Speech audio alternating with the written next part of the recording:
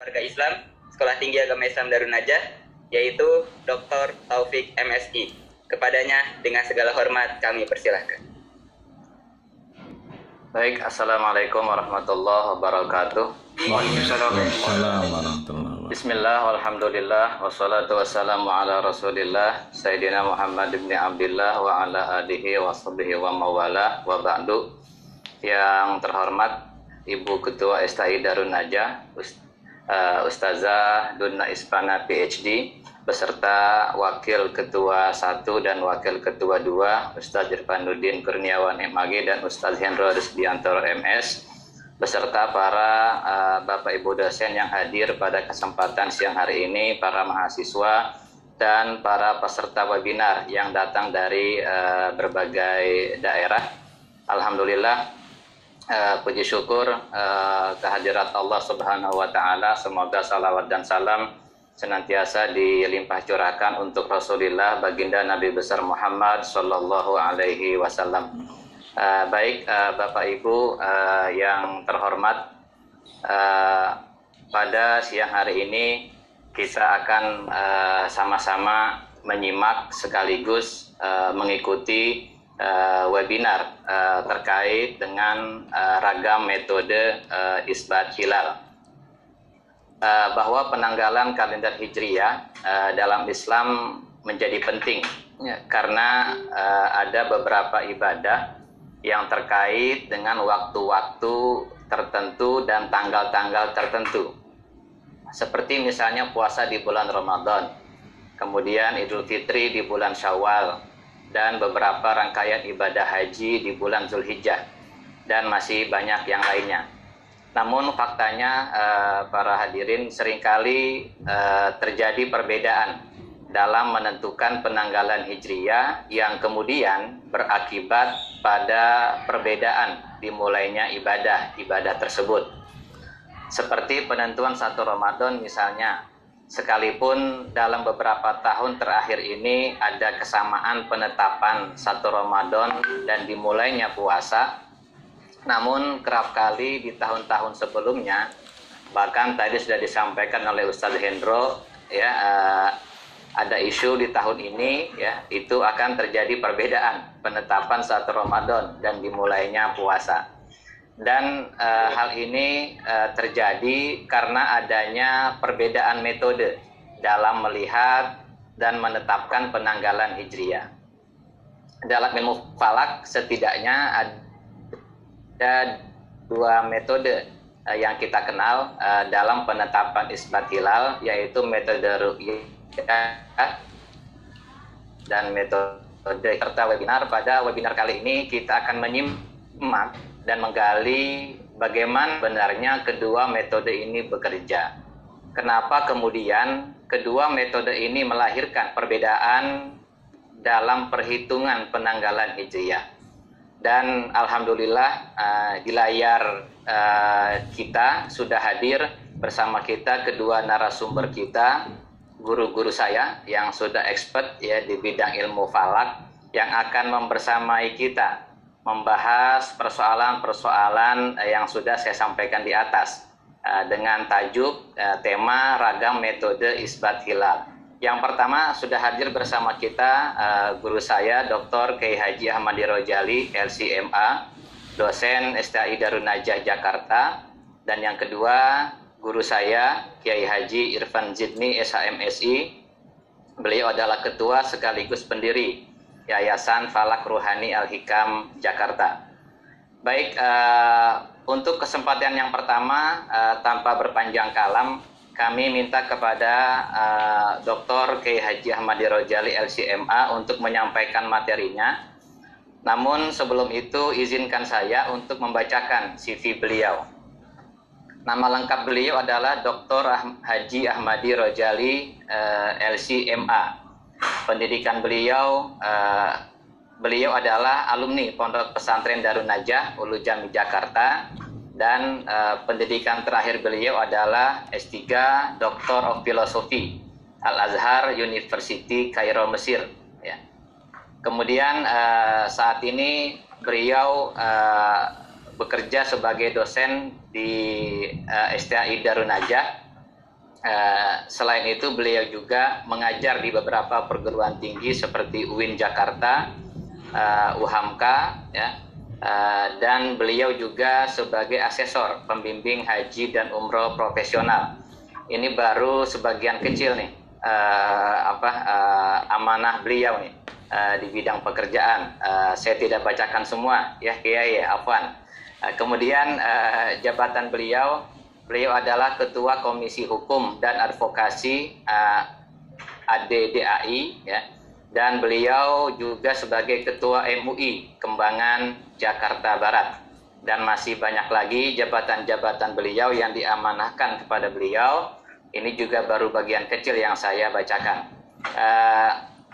Saya kira itu sebagai pengantar dari saya. Mohon kepada para peserta webinar yang sudah hadir dan sudah bergabung untuk bisa diaktifkan kameranya, bisa diaktifkan videonya guna menyimak paparan materi dari kedua narasumber kita. Kemudian saya persilahkan langsung kepada narasumber kita yang pertama, Ustaz Dr. Haji Ahmadi Rojali LCMA. Waktu yang diberikan adalah 30 menit dan waktu toleransi 5 menit ya. Jadi 35 menit. Tafadhol Ustazi. Taib, syukran jazakumullah khairan katsiran ahsanal jaza. Innallaha la yudhi'u ajra man ahsanu amala. Syukran Ustazi, uhayyikum tahiyatas salam, tahiyatas sihah wal barakah wal afiyah. Assalamualaikum warahmatullahi wabarakatuh. Waalaikumsalam warahmatullahi wabarakatuh. Mudah-mudahan yang jawab salam barusan daun salam tumbuh di pinggir sumur. Yang jawab salam mudah-mudahan panjang umur. Amin. Dan apalagi mau lebaran, mau puasa, mau lebaran, daun salam tumbuh banyak di rumah Haji Marjuki. Yang jawab salam mudah-mudahan banyak rezeki. Amin. Amin. Aminnya kencang banget ya nih. Daun salam tumbuh banyak di duren sawit. Yang jawab salam mudah-mudahan banyak duit ya. Amin. Alhamdulillah. Alhamdulillahil qail. Huwa alladhi ja'ala asy-syamsa diya'an wal qamara nuran. وقدره منازل لتعلموا عدد السنين والحساب ويقول سبحانه وتعالى وجعلنا الليل والنهار آيتين ويقول سبحانه وتعالى فالق الإصباح وجعل الليل سكنا والشمس والقمر حسبانا ذلك تقدير العزيز العليم ويقول سبحانه وتعالى والشمس والقمر بحسبان ويقول سبحانه وتعالى والقمر قدرناه منازل حتى عاد كالأرجون القديم لا الشمس ينبغي لها أن تدرك القمر ولا الليل سابق النهار وكل في فلك يسبحون ويقول سبحانه وتعالى يسألونك عن الأهلة Qul hiya mawaqitu linnasi wal hajj. Wa qala Rasulullah sallallahu alaihi wasallam inni lam ub'as la'anan innama bu'istu rahmatan. Sadaqallahul azim wa sadaqa rasuluhun nabiyul karim wa nahnu ala dhalika minasyahidin asyakirin walhamdulillahi rabbil alamin. Ustazil kiram, moderator kita siang hari ini, guru kita yang mulia Fadilatul Mukarram al-Muhtaram Ustazi Al-Ustaz Dr. Kiai Haji Taufik MA mata Allah tul hayatihi ya, mudah-mudahan selalu Allah sehatkan beliau, bahagiakan dunia akhirat kelak. Amin ya rabbal alamin. Kelihatannya beliau makin muda ya. Ya, kalau saya makin boros makin tua, beliau makin muda ini kelihatannya. Bisa aja ya, luar biasa ini.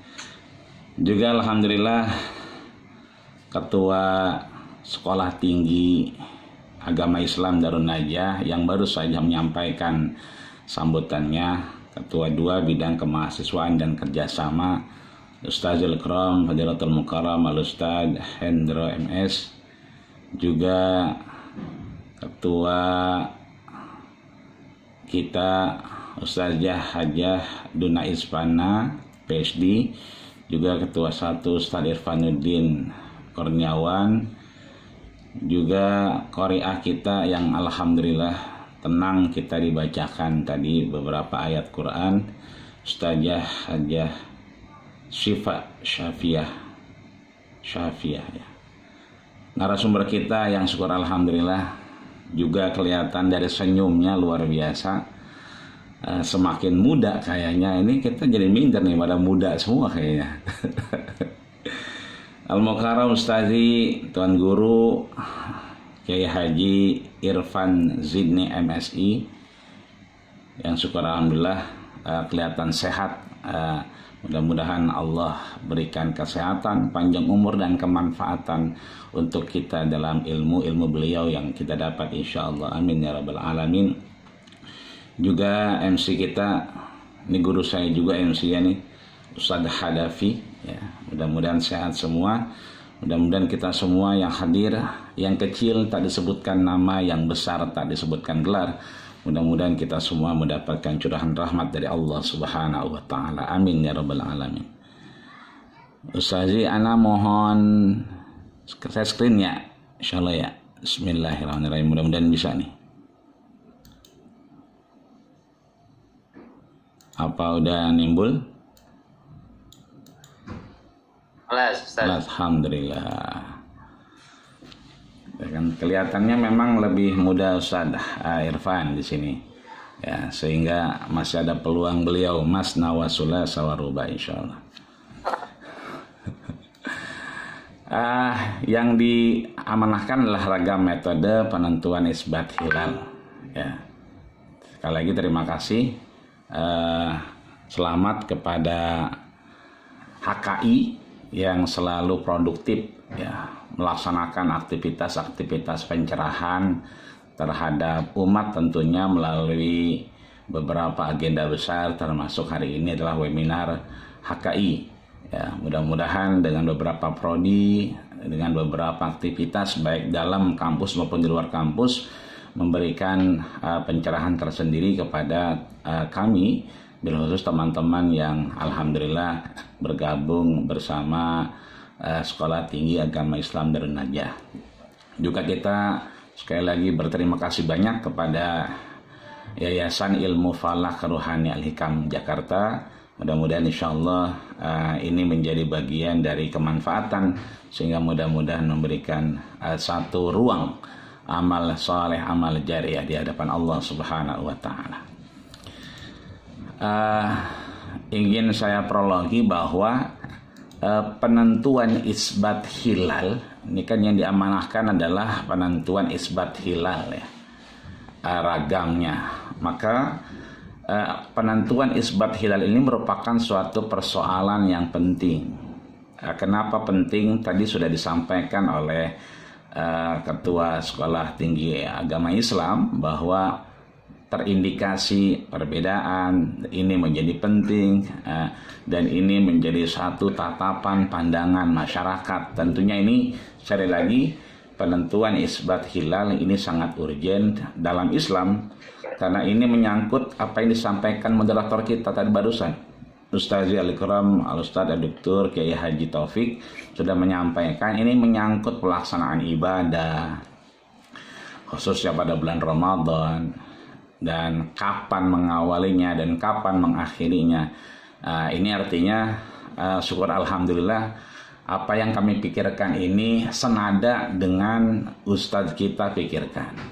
Apa yang kami pikirkan juga senada dengan beberapa para tuan guru yang hadir. Ini artinya bersyukur ketika satu pemikiran masih sejalan, apalagi pemikiran kita sejalan dengan guru-guru kita. Berapa banyak memang murid kemudian berlari ya kan, sehingga guru kemudian tertinggal di belakang tanpa melihat aktivitas keberkahan di depannya. Maka ini akan berimplikasi terhadap ibadah kita. Maka yang menarik adalah saya sampaikan apa yang disampaikan oleh Bapak Rahmat Triono ya. Beliau adalah Kepala Pusat Seismologi Teknik, Geofisika Potensial, dan Tanda Waktu daripada BMKG, Badan Meteorologi, Klimatologi, dan Geofisika. Beliau menyampaikan bahwa akan ada rencana ya penentuan nanti ya, penentuan hilal yang sedang kita bahas ini nanti puncaknya akan ada pada tanggal 1 April 2022. Maka setidaknya ini menjawab sekelumit dari beberapa tadi yang mencuat ya kan.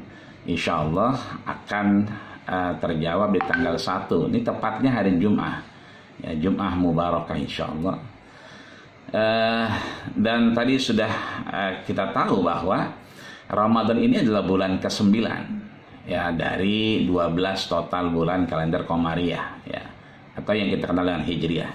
Ini artinya bahwa ketika kemarin kita juga sudah banyak mendengar bahkan menanti bulan Rajab dengan doa kita Allahumma barik lana fi Rajab wa Sya'ban wa balighna Ramadan. Juga di bulan Rajab kita tahu ya ada aktivitas yang kemudian dilaksanakan oleh kebanyakan umat termasuk beberapa pondok pesantren di Jakarta, yaitu puasa Rajab. Dan kita tahu bahwa dari 12 bulan ini diantaranya bulan ke-9 adalah bulan yang sangat-sangat ditunggu adalah Ramadan. Ini kita tahu nanti dengan berdasarkan peredaran bumi ya kan, yang mana sama-sama mengitari matahari ya. Ini yang disampaikan, saya kutip dari apa yang disampaikan Kepala BMKG. Ditambah lagi kita tahu bahwa perubahan posisi-posisi tadi guru kita, Ketua Sekolah Tinggi Agama Islam Darun Najah sudah menyampaikan wal qamar qadarnaha. Ini artinya bahwa ada perubahan posisi nanti antara benda-benda langit, namun insya Allah bisa diprediksi ya. Maka kita tahu bukan hanya BHR yang sering kali terdengar, Badan Hisab Ru'yat Kementerian Agama, tapi juga BMKG aktif ya kan melakukan aktivitas sinergi dengan BHR, yang beliau juga melakukan minimal 12 kali ya dalam setahun dalam pemantauan hilal. Itu artinya bahwa setiap bulannya dipantau ya, termasuk Ramadan yang akan datang dan Sya'ban yang akan berakhir, dengan beberapa hal yang bisa dimanfaatkan dari mulai teleskop, teropong, komputerisasi, ya, teknologi informasi dan seterusnya. Ya. Ini artinya bahwa kita bersyukur ada integrasi antara BMKG dengan BHR. Dan sekedar informasi bahwa di Jumat nanti 1 April 2022 juga sudah dipersiapkan 34 tim ya, yang tersebar di Indonesia ya, dari mulai Banda Aceh ya, kemudian Tapanuli ya, kemudian Pariaman, Bengkulu, Tanjung Pinang, Batam, Anyer ya kan, Tangerang, Jakarta, Pelabuhan Ratu, Tegal, Kebumen, Jakarta, Malang. Ada beberapa tempat sini juga banyak sekali kita dengar. Jakarta mungkin diwakili oleh Cakung ya. Cakung itu juga luar biasa memberikan kontribusi pemikiran, baik itu penentuan isbat hilal, itu aktif juga kita perhatikan di beberapa BHR, Badan Hisab Ru'yat Kementerian Agama, juga pada sidang isbat biasanya muncul. Ya, hingga akhirnya juga Ambon, Sorong, Biak sampai Merauke. Nah, ini juga sekedar informasi, mungkin teman-teman yang ada di 34 titik ini bisa menjadi bagian dari proses ya, berjalannya ibadah kita dalam rangka mencari ridho Allah Subhanahu wa taala. Hakikat penetapan isbat hilal ya, kalau memang yang kita bicarakan adalah isbat hilal, maka kita melihat setiap sesuatu kita melihat secara empiris, etimologi dan terminologinya ya. Ada isbat, ada hilal yang ditetapkan di sini. Maka kita harus lihat kembali, mereinterpretasi kembali makna isbat itu sendiri. Maka isbat dalam bahasa Arab ya itu berasal dari kata asbata yusbitu isbatan, yang berarti adalah penerapan, pengukuhan, pengiaan. Nah, bisa kita lihat di sini ya, ini penetapan, pengukuhan, dan pengiaan. Artinya ada proses sebetulnya yang berjalan, boleh jadi sampai atau tidak sampai, boleh jadi masuk atau tidak masuk, boleh jadi tiba atau belum tiba, sehingga dikukuhkan dan diiyakan. Nah ini biasanya nanti ada forum tersendiri, ya kan? Baik itu forum secara jama'i yang kita kenal dengan sidang isbat, atau ya forum-forum yang kemudian belakangan banyak muncul ya di beberapa aktivitas-aktivitas kemasyarakatan lainnya ya. Nah nanti biasanya itu berkaitan dengan Ramadan, Syawal, Zulhijjah ya, yang kemudian dimotori oleh BHR biasanya atau Urais di Kementerian Agama, yang kemudian juga dipimpin langsung oleh Menteri Agama Republik Indonesia. Kemudian kita mengenal ada aliran ru'yat ya. Karena ini adalah moda daripada penetapan hilal, maka kita mengenal ada namanya hisab dan ru'yat ya. Ada ru'yat dan hisab ya. Kadang-kadang kita dengar hisab ru'yat, ada juga ru'yat hisab ya kan. Silakan yang mana saja ya kan, mau itu ya hisab ru'yat atau ru'yat hisab, silakan. Aliran ru'yat ini ya kan, kita tahu di Indonesia ini tadi sudah disampaikan oleh moderator kita ya. Ini menjadi motor tersendiri ya. Dua aliran besar antara ru'yat dan hisab ini. Memang dikotomikan bahwa aliran ru'yat ini identik dengan NU misalnya, dan hisab itu diidentikan dengan Muhammadiyah misalnya. Namun demikian, hal-hal ini merupakan bagian ya. Kita tahu bahwa dalam aliran ru'yat terdapat beberapa memang aktivitas perbedaan. Ada namanya ru'yat fi wilayatil hukm ya kan, juga ada yang namanya ru'yat secara global ya.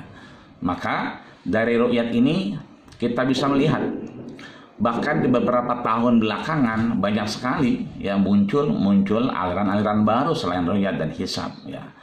Ini banyak, misalnya ada beberapa kita bisa lihat meru'yat ya kan, hilal itu dengan melihat pasang surut air ya kan, seperti di Goa, Sulawesi Selatan. Juga mungkin beberapa tarekat seperti Naqsabandiyah ya kan. Juga ada beberapa aktivitas yang lain seperti kejawen misalnya, perhitungan aboge dan seterusnya. Ini mengingatkan kita bahwa ayat-ayat ru'yat ini adalah bagian dari implementasi aliran-aliran ru'yat yang disampaikan. Maka merujuk dari apa yang saya sampaikan di awal, bahwa kita harus mereinterpretasi secara etimologi dan terminologi, maka kita bisa lihat ya, ada ayat-ayat ruqyat di sini. Contoh misalnya Allah Subhanahu wa taala sampaikan dalam surat Yunus di ayat kelima, huwallazi ja'ala asy-syamsa diya'an wal qamara nuran wa qaddarahu manazila lita'lamu 'adada as-sinina wal hisab. Ya. Bahwa ketika matahari bersinar, ya bulan bercahaya, ya kan, ini menjadi bagian perjalanan bulan, ya kan. Agar apa? Agar kita tahu, ya kan, bagian-bagian yang perlu kita perhitungkan waktunya. Juga Allah sampaikan dalam surat Al-Isra ayat 12 misalnya, wa ja'alna al-laila wan nahara ayataini fa ayatal laili faja'alna ayatan nahar musiratan litabtagu fadlan min rabbikum walita'lamu 'adada as-sinina wal hisab wa kullu syai'in fassalnahu tafsila. Bahwa kemudian Allah sampaikan setiap Allah berikan waktu-waktu siang ya kan, waktu-waktu malam ya kan. Ini juga bagian dari karunia Allah Subhanahu wa taala agar kita mengetahui bilangan tahun ya. dan beberapa penetapan hilal dalam perhitungan. Kemudian juga Allah sampaikan juga dalam surat Al-An'am ayat 96, fanikul isbah wa ja'al laila sakana wasyamsa wal qamara usbana dzalika taqdirul azizil alim. Ya. Ketika paginya pergi, ya kan, maka datang malam, ya kan. Ini artinya ada perputaran, ada perpindahan yang kesemua adalah bagian dari ketentuan Allah Subhanahu wa taala. Juga firman Allah dalam surat Ar-Rahman ayat 5, ya, wasyamsu wal qamaru bihusban, ya. Antara matahari kemudian bulan yang beredar juga adalah bagian bagaimana kita bisa husban, ya, memberikan perhitungan dari apa yang kita lakukan. Allah sampaikan juga dalam surat Yasin, ini surat-surat yang sering kali kita baca di malam Jumat dan sering kali terngiang oleh kita terkait dengan penetapan hilal, ya. Surat Yasin ayat 39 sampai 40, wal qamara qaddarnahu manazil hatta 'ada kal urjunil qadim la syamsu yanbaghi laha an tudrikal qamara wal lailu sabiqun nahar wa kullun fi falaki yasbahun. Nah, ini seringkali disinggung oleh guru-guru kita, oleh orang tua kita, baik di pondok pesantren Darun Najah maupun di luar pondok pesantren Darun Najah. Juga ada Al-Baqarah ayat 189, ya, yas'alunaka 'anil ahilla qul hiya mawaqitu lin-nasi wal hajj. Ini terkait dengan penetapan waktu juga, ya. Juga kita bisa mereinterpretasi apa yang ada dengan hadis-hadis ruqyat misalnya, ya, tidak kurang dari 33 hadis Rasulullah yang menerangkan tentang ru'yatul hilal, ya. Tadi yang kita sampaikan dalam ru'yat, ya. Ada Sahih Bukhari, ada Sahih Muslim, ada Tirmidzi, ada Nasai, Ibnu Majah, Imam Ahmad, Darimi, yang kesemuanya punya porsi-porsi tersendiri terhadap kaitan hadis-hadis ru'yah. Katakan misalnya hadis yang pertama, sumu riduyatihi waqtu riduyatihi fa in gumma alaikum fakmilu adata sab'a salasin. Nah, ini juga bagian bahwa berpuasa itu, ya kan, seringkali kita mendengar hadis ini yang konotasinya kita untuk menyempurnakan, ya, bulan Sya'ban 30 hari, ya. Ini diriwayatkan oleh Imam Bukhari dan juga oleh Imam Muslim, ya.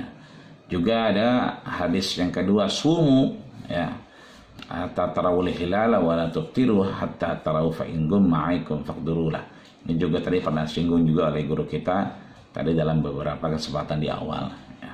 Sama oleh Imam Bukhari dan Muslim juga. Maka kita dapat menyimpulkan dari dua hadis ini bahwa yang pertama jelas memerintahkan berpuasa beridul fitri ketika hilal. Nah, hilal itu terlihat, ada ru'yah di situ. Yang kedua adalah melarang berpuasa atau idul fitri sebelum dapat meru'yah hilal. Artinya beribadah tanpa pengetahuan, ya. Kita tahu bahwa beribadah tanpa pengetahuan ini mardudatun la turad, tidak akan diterima oleh Allah Subhanahu wa taala. Maka, ya kan, penentuan bulan ini untuk melakukan ibadah itu bisa berdasarkan dengan metode ru'yah, ya. Ini hadis Ibnu Umar, nanti boleh dibaca, ya, bahwa Umar juga melakukan itu demi menetapkan aktivitas 30 hari, ya. Dan kita tahu bahwa zaman Nabi, ya, Rasulullah SAW, penentuan awal bulan Qamariyah ini khususnya adalah untuk beribadah, ya, maka dengan ru'yah. Karena kita tahu bahwa Rasulullah SAW itu memulai Ramadan, Syawal, ya, sebagaimana kita baca dalam beberapa literasi yang menunjukkan itu juga diawali dengan ru'yah, ya. Namun memang pada perkembangan zaman sekarang berkembang, ya, pengetahuan masyarakat Arab itu mulai lebih banyak melakukan bias dan perubahan. Teman-teman yang berangkat misalnya, seperti ada beberapa saudara kita sekarang lagi ramai ke Turki, ya. Kemudian ke Turki, dari Turki kemudian ke Jordan. Nah, itu dari Jordan mungkin untuk ke beberapa tempat, misalnya ke Yaman atau ke tempat lain, itu harus dengan navigator, ya. Karena mereka melihat, masih memanfaatkan, ya kan, sifat-sifat daripada perbintangan untuk kepentingan penunjuk jalan, ya. simsar namanya, untuk kemudian mengetahui posisi tempat. Juga kita tahu bahwa baginda kita Rasulullah Shallallahu Alaihi Wasallam ya itu memungkinkan ya kan di zaman itu untuk melakukan aktivitas. Maka kalau kita lihat mungkin perkembangan itu dari hadis ya, kemudian perkembangan iptek dan seterusnya, bisa terlihat dari apa yang kita sampaikan di background ini ya. Ada bagan ya kan yang setidaknya yang kita ambil intisari daripada apa yang kita sampaikan, yaitu ada 3 metode dalam melihat hilal. Yang pertama adalah dengan mata telanjang ya, dengan kasat mata kita sendiri ya kan. Yang kedua adalah menggunakan alat ya, baik itu alat batu optik atau non optik, tapi biasanya dengan alat batu optik ya, biasanya teleskop ya kan. Di beberapa kali kesempatan BHR juga memberikan aktivitas-aktivitas pembinaan terhadap beberapa tempat, beberapa titik yang sudah punya teleskop ya kan. Sehingga timbul tuh fenomena yang namanya kasat mata teleskop. Artinya apa? Melihat dengan mata tapi juga dengan bantuan optik ya. Artinya kalau mata saja ya kan, tentunya beberapa orang tidak mampu untuk melakukan hal tersebut ya. Yang ketiga ada metode yang disebut dengan alat optik ya, terutama teleskop yang terangkai dengan sensor kamera ya. Kita tahu sekarang beberapa aktivitas di COVID ini ya, pandemi, banyak sekali yang berkaitan dengan sensor ya, wudhu ya dengan air sensor, toilet dengan sensor ya kan. Nah ini juga optik yang digunakan juga dengan sensor kamera ya. Ini juga sehingga bisa memudahkan aktivitas nih. Dan sensor ini akhirnya teragregasi kepada aktivitas-aktivitas yang melakukan untuk melihat lebih dalam dan lebih cermat dari hasil yang kuat. Maka timbul namanya fenomena kasat kamera ya. Nah dari ketiga ini memang populer sekali dengan mata telanjang ya. Kita tahu ya di Jakarta ini Cakung ini aktif sekali dengan memberikan syahadah ya, persaksian dengan mata telanjang dan juga dengan di batu optik ya. Di beberapa tempat misalnya seperti Pelabuhan Ratu ya, itu juga aktif sekali dengan melakukan syahadah persaksian dengan mata telanjang. Kita tahu memang di beberapa tempat ini adalah hal-hal yang terkait memungkinkan untuk melihat daripada ru'yah hilal. Ini hal-hal yang 4 faktor yang mesti kita lihat dalam penentuan ya, pemantauan hilal. Ada yang pertama adalah tinggi bulan ya, tinggi bulannya harus di atas 0 derajat. Kemudian umur bulan ya, yang biasanya sudah di atas 10 jam ya. Karena di bawah 10 jam biasanya terjadi bias di sana, 8 jam dan seterusnya. Kemudian light time ini waktu di mana bulan sampai terbenam ya. Yang terakhir elongasi ya. Elongasi ini jarak sudut antara pusat piringan bulan dan pusat piringan matahari. Kalau dulu kita masih kecil, itu sering terjadi gerhana bulan, gerhana matahari. Biasanya kita disuruh ngumpet di kolong balai, ya kan? Kolong ranjang, karena takut diculik, ya kan? Tapi beberapa kali terjadi gerhana itu, justru kita diajak keluar untuk melihat. Nah itu bisa kelihatan elongasi yang kita bisa saksikan dengan memakai kacamata Ray-Ban dan seterusnya. Kemudian ini saya sampaikan perspektif dari NU misalnya terkait tadi aliran ru'yah hilalnya. Saya sampaikan juga ini ada beberapa muktamar ya kan, ada beberapa rekomendasi Basul Masail ya terkait dengan aliran ru'yah tadi. Saya sampaikan juga perspektif Muhammadiyah ya terkait dengan himpun putusan tarjih misalnya, atau Munas yang kemudian di Jakarta itu dulu ya kan, dan juga Munas tarjih di Padang. Terakhir ada dissenting opinion ya biasanya antara aliran ru'yah dengan aliran yang lain, ya, katakan hisab dan seterusnya.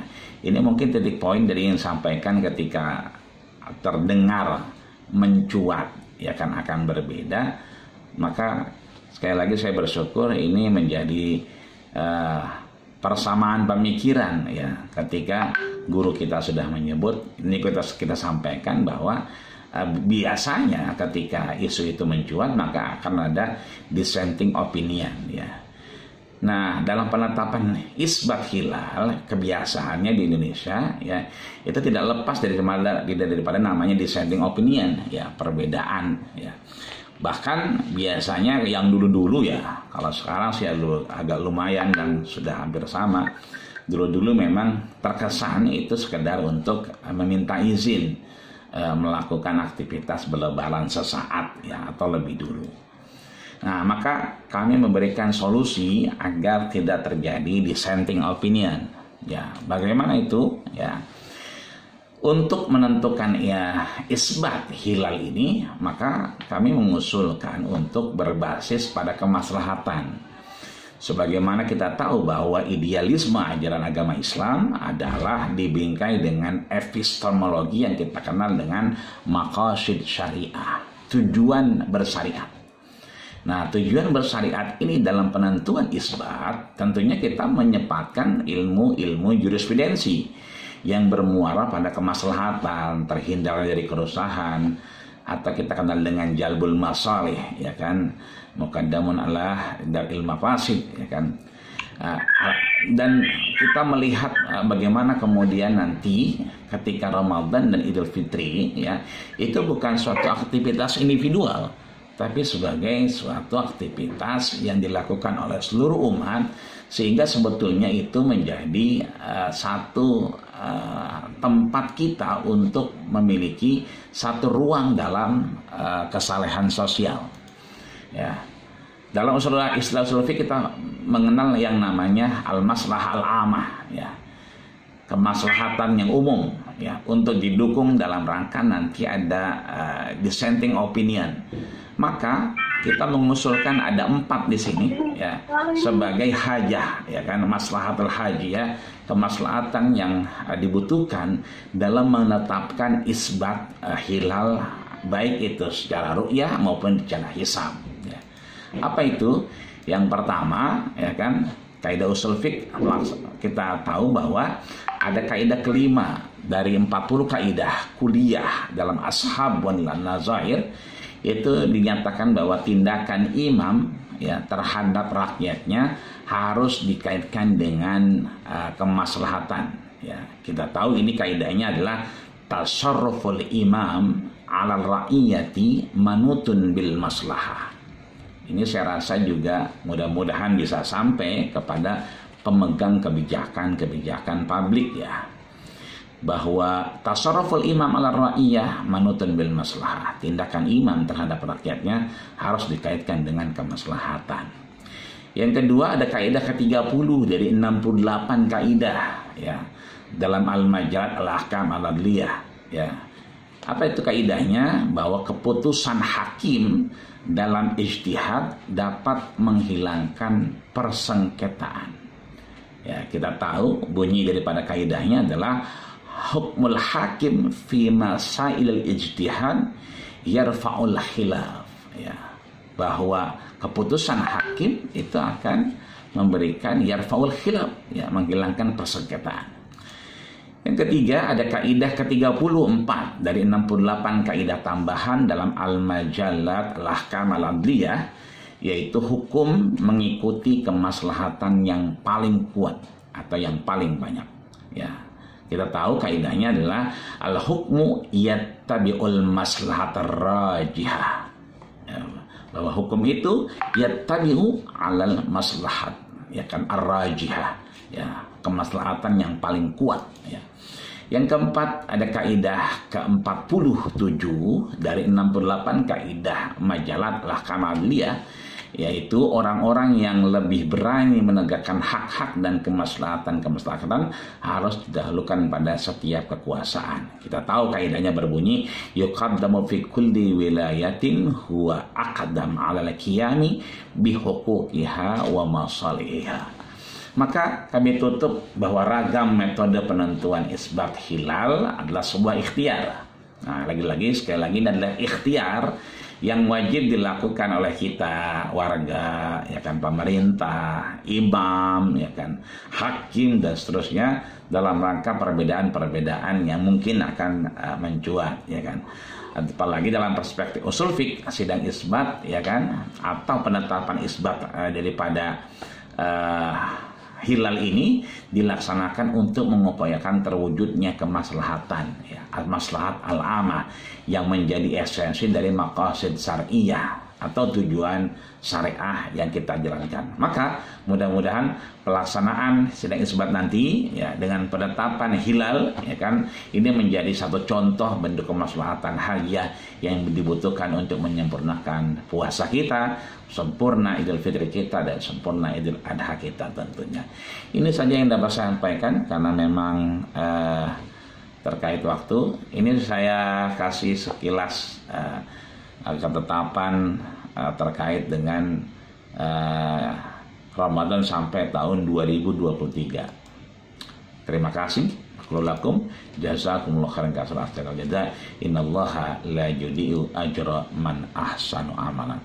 Syukran, kami kembalikan kepada Ustaz Kiram Ustaz Kiai Haji Taufik MA. Syukran. Assalamualaikum warahmatullahi wabarakatuh. Waalaikumsalam warahmatullahi wabarakatuh. Syukran Ustazi, tepat 30 menit. Subhanallah.